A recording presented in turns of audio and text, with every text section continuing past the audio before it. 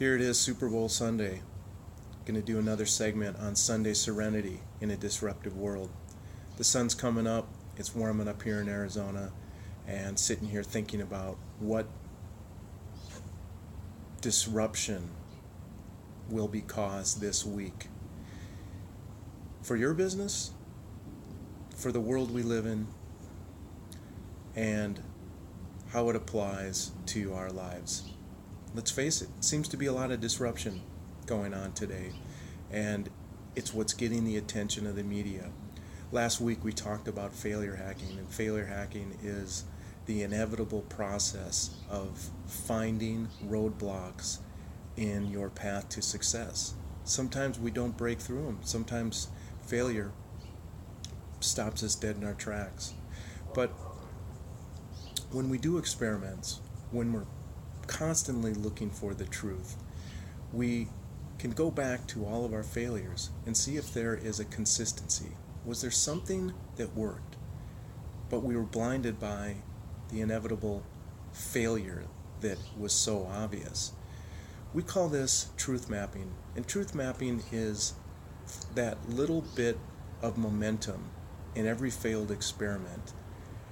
There's enough of it there to essentially get a system down, a consistency, a pattern, a process that we can now follow as we move forward towards finding what we ultimately want, which is business success.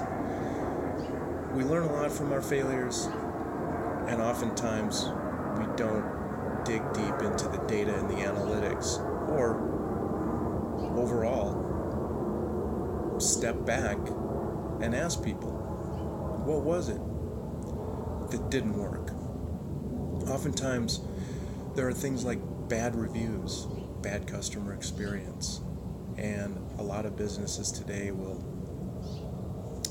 stick their head in the sand and say, hopefully this won't happen again, and hopefully nobody will notice. But truth mapping is going into those failures, following up, asking people, what was it that went wrong?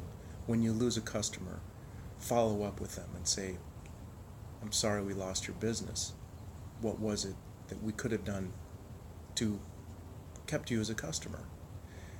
And in this process of failure, we're going to find some truisms, some truths, some ways that we can adjust and implement and be successful the next time. So truth mapping is really the goal that we're on, because nobody likes to talk about failure. In fact, I've done multiple presentations last week with the term failure hacking, and 9 out of 10 times it was a dead stop. What is failure hacking? Why is this part of my marketing model?